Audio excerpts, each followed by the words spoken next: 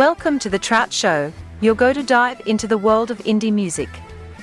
With your host, the Trout, with each episode we are swimming upstream to spotlight the freshest tracks, unsung artists, and hidden gems of the indie scene. Whether you're a die-hard fan or just dipping your toes in, stick around for the vibes, the stories, and the sounds that keep indie alive. Let's get started. Now here's the Trout. Well, welcome back to the Trout Show. Your first-time listener, well, welcome. For those people that like to listen to the Trout Show, remember, Trout Show is available on podcast and YouTube. Check us out at TheTroutShow.com. Today, we're going to dive into the rivers of music, hook the stories, and let them swim free. I am your host, the Trout. And today's episode is a special one because we're kicking off a journey into the wild waters of the indie music scene. How it's exploding in 2025 and shaking up the big old record label boats. I bet you didn't know that over half the music market's gone indie, pulling in billions, and artists are steering their own ships. So let's dive into the details right after this word from our supporter. Meet a financial advisor who learns what truly matters to you, creating financial strategies that support a life you love. That's David Smith with Edward Jones. His years of experience has assisted dozens of clients, just like you, to weave their way through the maze of financial opportunities available. One quick call at 469-372-1587 and David can assist your financial wants and needs. That's David Smith with Edward Jones at 469-372-1587. Remember, it's your financial future, make it a rewarding one. David Smith at 469-372-1587.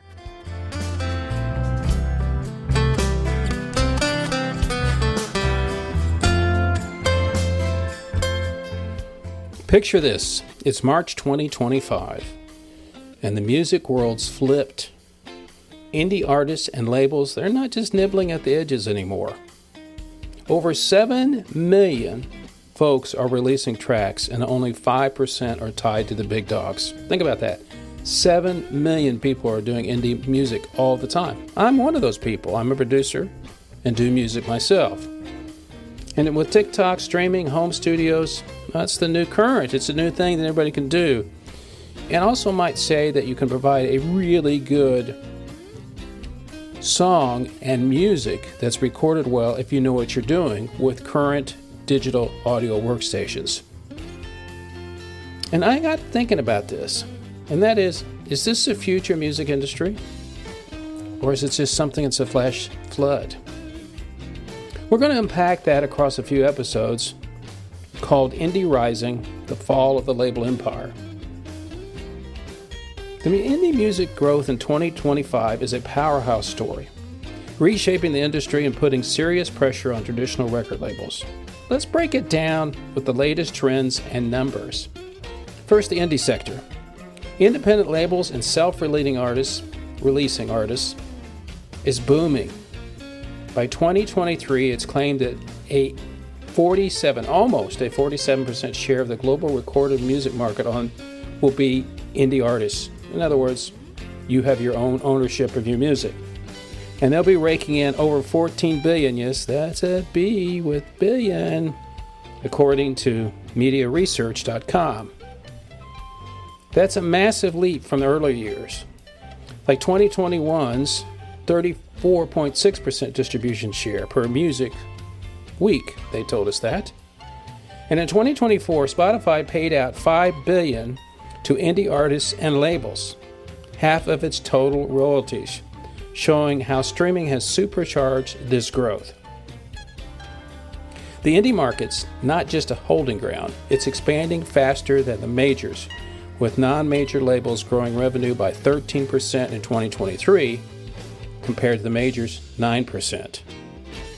Forecasts suggest this momentum will push the indie market towards almost $150 billion by the year 2029. That's per the royalty exchange. So you ask yourself, what's driving this? Well, as I said earlier, technology is the big equalizer. Platforms like Bandcamp, SoundCloud, and TikTok let artists bypass gatekeepers and connect directly with their fans, meaning the indie space is a flood of DIY talent. Streaming's the backbone, too. 62% of artists hitting 1 to 10 million U.S. streams in 2024 first half were indie, according to Octave. And in affordable production tools and distribution services like Sonos Suite, an artist can create and monetize without label backing. And TikTok's viral engine is key too. Short, catchy tracks explode on TikTok, boosting indie acts like never before.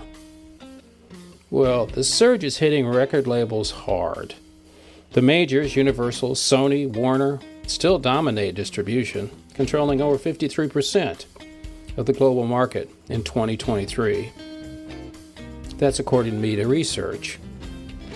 But record labels' grips are slipping. In the U.S., their distribution share is a hefty 84%, yet indie ownership share globally outpaces their narrative of control. They're fighting back. So what do you think they're going to do? They're not going to sit back and lose billions of dollars, right? No.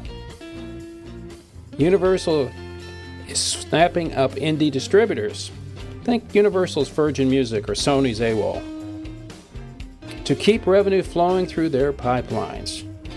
In 2023, majors distributed $3.8 billion of non-major revenue, like indie artists, showing they're adapting by co-opting indie success rather than crushing it.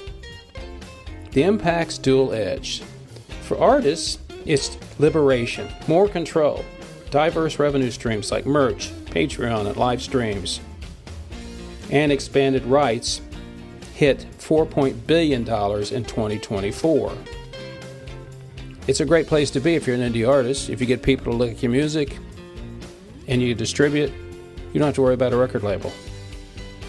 Labels, though, face a squeeze.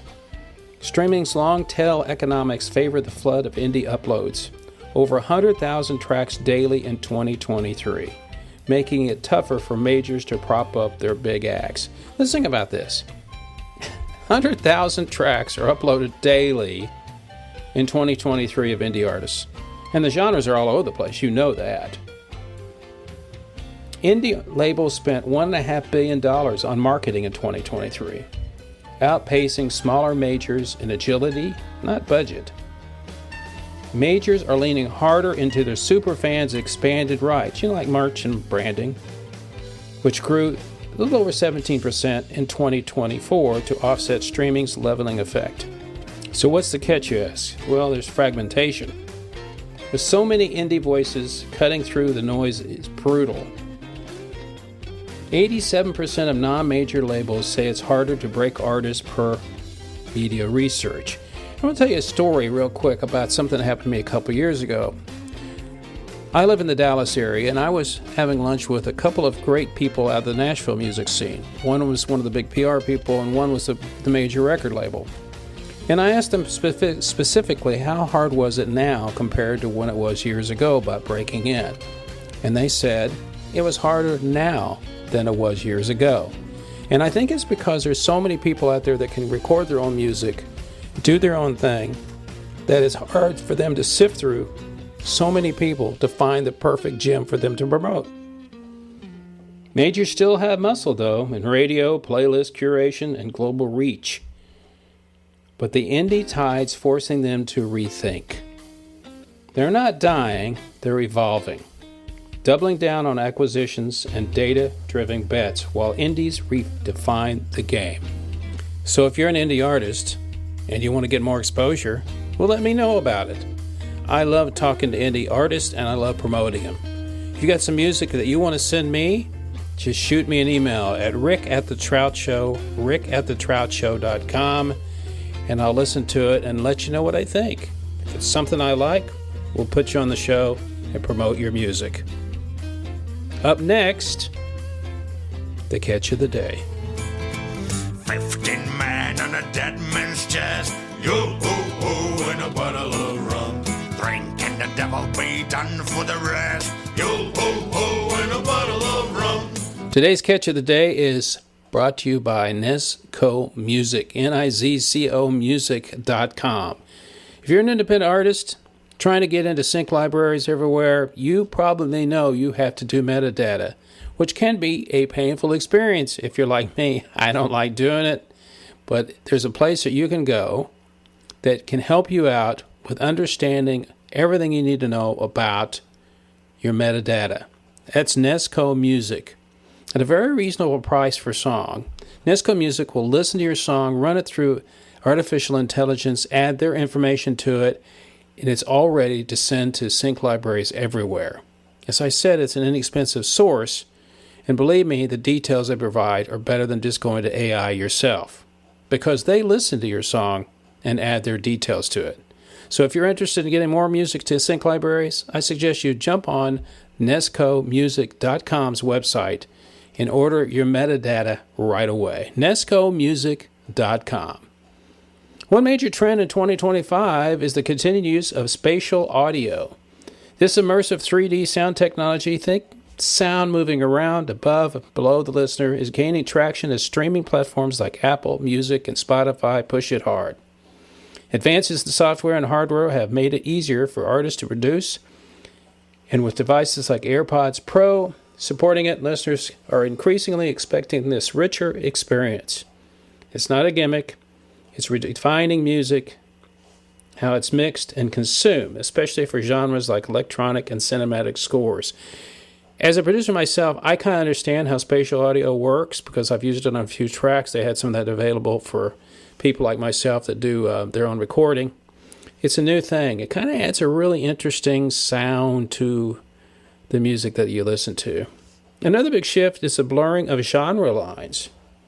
That's one of the things independent artists, when I ask them, I go, what's your genre? And then they go down a rabbit hole of telling me about 10 or 15 things that they are writing music about. The days of rigid categories are fading fast. Artists are blending styles like never before.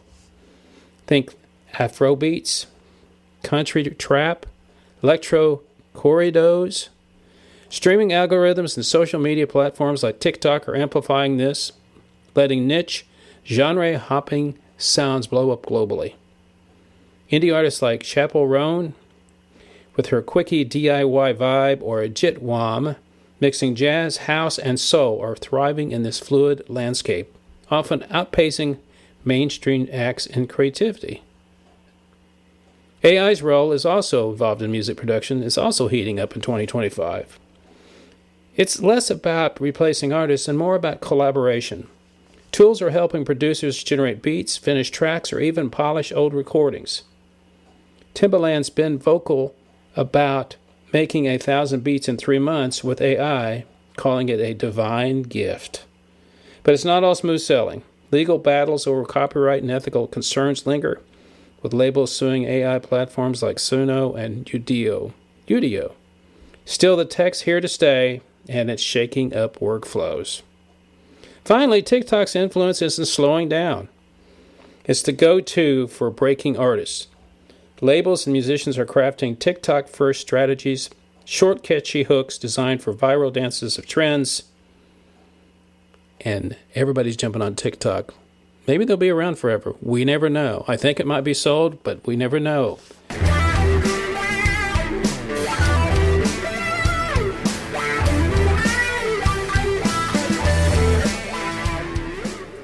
Well, I hope you enjoyed this episode of Indie Rising. We're going to continue down this path on the Trout Show. And if you're interested in knowing more about the Trout Show, visit our website at thetroutshow.com. Everything's on there. It talks about all our YouTube interviews, and we've done hundreds of musicians. There's a lot of indie artists on there, folks. And also the podcasts, like this one, where we talk about things that are different in the music industry.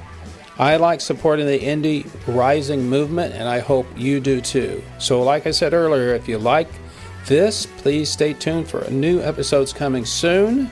We're going to talk about individual indie artists, and hopefully we get some of them on the channel that we can let you listen to their stories. If you're a first-time listener, thanks so much for stopping by and listening. And if you come back again, we appreciate you stopping by. So like I always say, people, it's only rock and roll. But I love it. See ya.